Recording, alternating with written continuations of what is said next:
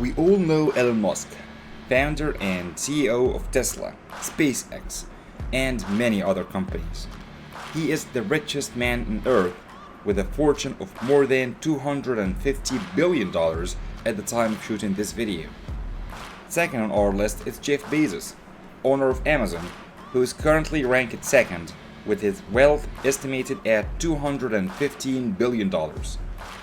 Then we have, well, take a few seconds to guess who is in the picture. Some of you might know who this is, but I'm pretty sure that most of you are seeing this face for the first time ever. This man is Larry Fink, also known as Larry Fink, the CEO of a Ghanaian company called BlackRock Corporation. This man has a personal net worth of only $1.2 billion. So he is obviously not comparable to the billionaires we mentioned earlier, and he is known only among stock and finance specialists. This man, however, is considered by many as the most dangerous person on earth. This is how much the richest 100 people on earth own. And this is how much this guy controls. By managing the BlackRock company, Larry Fink controls a fortune that's twice as much as the fortune of the richest 100 people on earth. This company controls an unprecedented level of fortune, a fortune that makes Elon Musk himself seem poor. A fortune that doesn't only exceed the fortune of any man who has ever lived, but also exceeds the gross national product of all countries in the world, except for the USA and China. According to the last statement BlackRock released, the company manages over $10 trillion. This number is a 13-digit figure, nearly 40 times Elon Musk's current wealth, and represents roughly 10% of the combined global GDP. That's 10% of what the world produces in a year. Who exactly is Larry Fink? What is the BlackRock company that he runs? And what exactly does business asset management mean? How can one company manage such an enormous amount of wealth and assets? What level of influence does it have on global politics, particularly in the United States? Can it be considered a global shadow government, as many people believe? A government that secretly controls official governments behind the scenes? Or is this just another conspiracy theory? These are some of the important and exciting questions that we will talk about in today's video. Before we answer any of the questions I raised earlier, we must first understand what asset management is.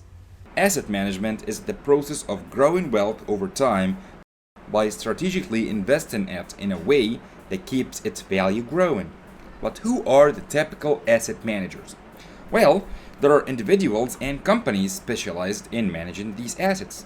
Any person who has a decent amount of fortune, or any entity that has financial liquidity, even if it is a government entity, like retirement funds, insurance companies, or any other institution that has a financial surplus and want to invest it, sign up with asset management companies in order to invest their money with them. The asset management company becomes responsible for the money. It determines the risks that the person or institution is willing to bear, collects different amounts from different people, and begins to invest them collectively on behalf of its clients. Therefore, when they raise large amounts of capital, whether from individual investors, institutions, the private sector, government institutions, or even companies that possess huge wealth, like Apple, for example, these funds will have the ability to benefit from investment diversification and complex investment strategies to achieve exceptional returns for its investors.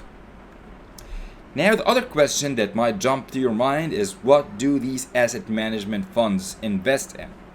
There are numerous options, including stocks, bonds, real estate, commodities, mutual funds, alternative investments, and more.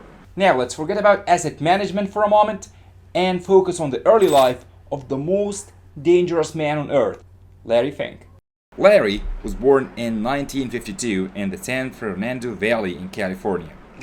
Larry's mother was an English teacher and his father owned a shoe store. Larry was not so good at school like his older brother, so he started working with his father from a young age. After he graduated from the University of California, Larry worked for a short time in real estate before obtaining a master's degree in business administration from the same university, and then traveled to Wall Street. He applied for a job at Goldman Sachs but couldn't pass the final interview with the bank in 1976. Then he decided to join First Boston, which was an asset management company at the time.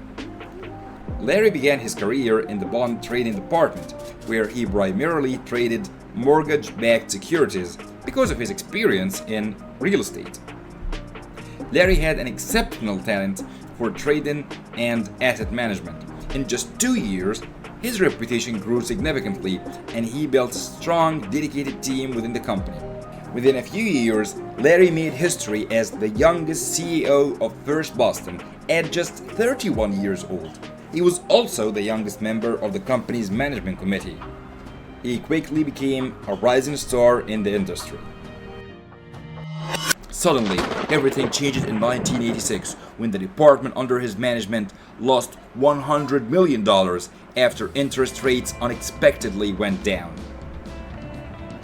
Larry didn't have any precautions against this scenario. Despite the significant profits he had generated for the company in the years prior to this massive loss, his career trajectory took a sharp downturn. He went from being a potential CEO to being dismissed from all companies and banks, ultimately leading to his resignation in 1988. Days after his resignation, he met with a group of his friends who were geniuses in asset management and mortgage management. Larry wanted to create an organization that collects securities in a portfolio and carefully analyzed them to assess their risks. After the meeting, they decided to create a new company to invest in bonds based on modern technology and risk management best practices. They founded a company that later changed its name to be BlackRock. The company's first strategy was very simple. It simply created an investment fund focusing on fixed income investments.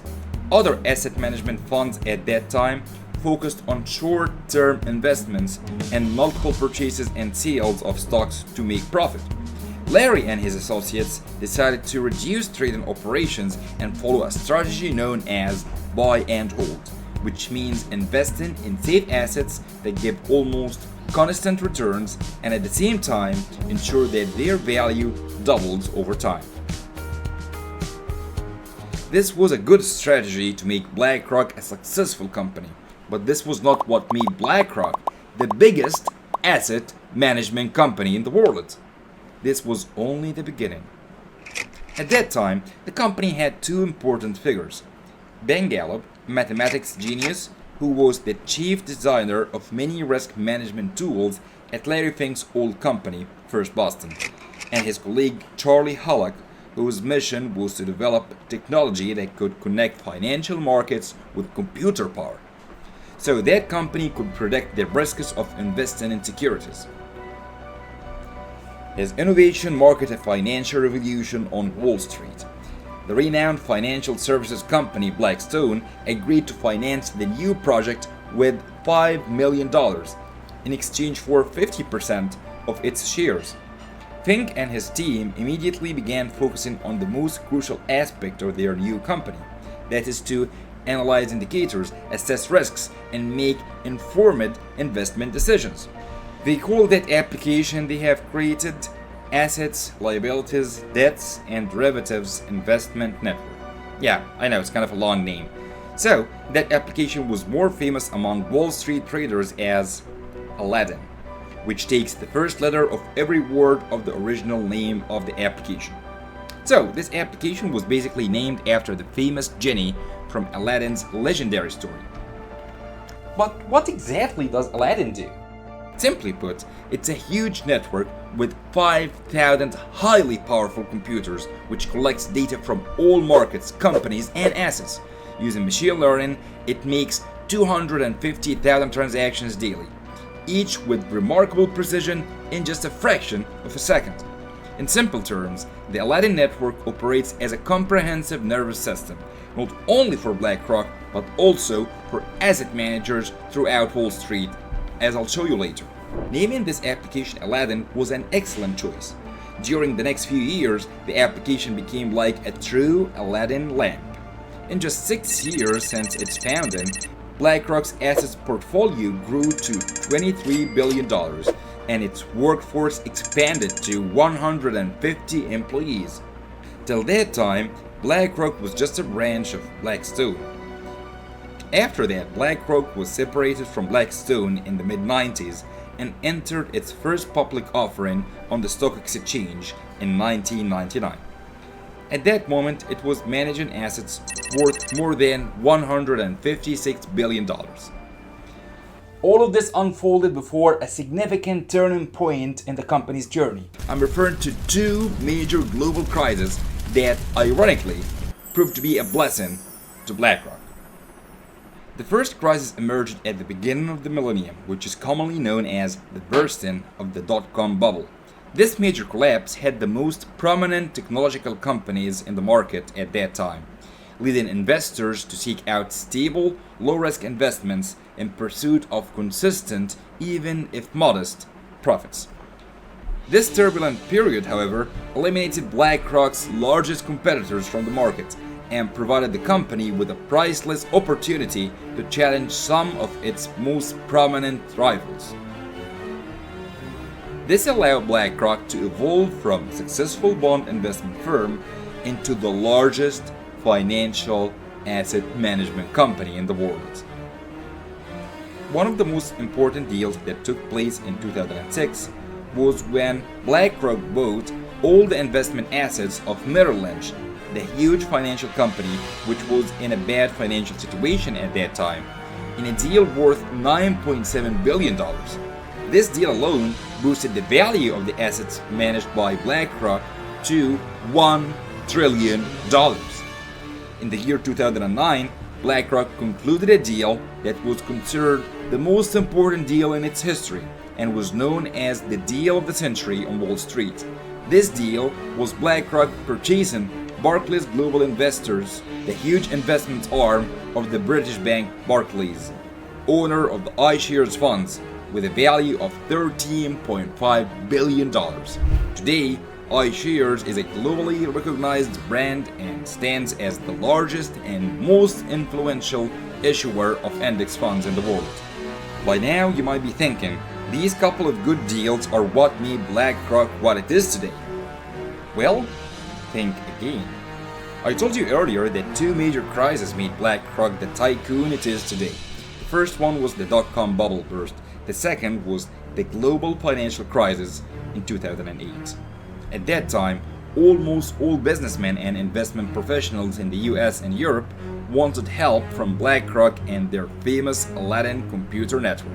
I'm talking about the major US banks and even the Federal Reserve and the US Treasury. As a result, BlackRock quickly became a key influencer of financial policies in both America and Europe. In simple terms, governments began relying on Aladdin to decide which assets to keep and which to dump. The platform was responsible for managing the allocation of the $2 trillion printed after the crisis. Most of these investments were funneled into bonds and financing to support mortgage companies and banks, areas where BlackRock was already deeply invested. This led to substantial profit for the company. The Aladdin network was instrumental in preventing the US market from a complete collapse during the financial crisis, resulting in two major shifts that altered the course of BlackRock, Wall Street, and potentially the entire US financial system. The first transition was a nearly complete shift in the asset management market toward index funds and away from traditional, actively managed funds. Over the last decade, more than 80% of investments in assets have been invested through index funds. This substantial market share is dominated by three companies, commonly referred to as the Big Three on Wall Street. The largest of these is BlackRock, holding nearly 40% of the market, followed by Vanguard, with approximately 19.5%, and finally State Street with 12.5%. It's a very difficult job to control 40% of a huge market like this, but this is not the surprise. The surprise here is that even the two other companies competing with BlackRock, which are Vanguard and State Street, rely on BlackRock's Aladdin platform, and half of the 10 largest insurance companies in the world do the same thing, in addition to a number of major pension funds, such as the Japanese government pension fund worth $1.5 trillion, and a group of giant technology companies such as Apple, Microsoft, and Alphabet. That's the parent company of Google, by the way, in addition to many others. As a result, the assets managed by Aladdin platform is now close to $22 trillion, which is slightly less than a quarter of the gross domestic product of all countries of the world combined. This was only the first benefit of the 2008 crisis for BlackRock. So, what's the second, you might wonder? The second and most important transformation caused by the global financial market crisis is that BlackRock has gained a prominent position among governments and international bodies, pushing it to a new stage. In addition to managing government investments and major sovereign funds, including the Norwegian State Pension Fund, which is considered the largest governmental fund in the world. In addition to all that, it has become very common to see Fink meeting with directors of the International Monetary Fund, or with the president of a large European country, such as Emmanuel Macron, or any other senior official in any country. BlackRock's power reached even higher levels in the United States. The administration of President Joe Biden decided to appoint many former BlackRock economic officials for vital economic positions, such as Brian Deese, who was the chief investment officer at BlackRock and leads Biden's National Economic Council and serves as his economic advisor. Wally Adeyemo, deputy secretary of the U.S. Treasury, who was chief to staff to Fink himself, and Mike Bell, whom used to work as chief strategist at BlackRock before joining Biden's administration as an economic advisor to Vice President Kamala Harris. There is no need to explain that this impact is not only affecting Biden's administration. BlackRock has cooperated with every American government since the time of the financial crisis, from the era of Obama to Trump. In the last few years, BlackRock's Financial Markets Advisor Unit has played an important role in the US government's response to the coronavirus. In March 2020, the US Federal Reserve decided to implement a massive emergency asset purchase program to shield the economy from the crisis. Now here's the last most important question. If a company manages $10 trillion in assets, has a digital platform used to manage the equivalent of a quarter of global GDP. Its managers work in sensitive positions in the United States administration, a company that its CEO has direct contact with leaders of the world's largest countries and international financial institutions. Wouldn't that be the closest thing to a shadow government controlling the world economy from behind the scenes? This theory is so widespread across the common that if you search for BlackRock on Google or YouTube, most of the titles you'll encounter will be along the lines of the company that rules the world or the institution that controls the economy behind the scenes. Even Bloomberg refers to BlackRock as the fourth branch of the US government because of its close ties with the US Central Bank and the Federal Reserve, as well as its significant influence with the American financial system, as I have shown you earlier. Is this theory an exaggeration? As you know, the theory of a hidden entity controlling the world is a very popular idea, and this belief has been associated with various groups over time, such as the Bilderberg Group, the Paris Club, or more recently, BlackRock. The theory, of course, is that BlackRock, in cooperation with Vanguard and State Street, has a large stake in most of the giant companies in the world. We're talking here about every type and category of companies, from technology companies such as Apple, Google, Microsoft, Tesla, and Amazon, to oil and energy companies such as ExxonMobil, to beverage companies such as Pepsi and Coca-Cola, and even large media companies such as Comcast, Disney, Sky Media, and CNN, to airlines such as Delta and American Airlines, and even banks and financial institutions such as JP Morgan, Citigroup, and Bank of America. If we look at the list of owners of these companies, we often find BlackRock among the top 3 or 5 owners at least. So what's the trick? The trick is that we are talking about an asset management company that oversees trillions of dollars in investments. So it's normal that the company channels investors' money into nearly all profitable companies in the market. BlackRock manages the investments of major companies, funds, and sometimes governmental agencies.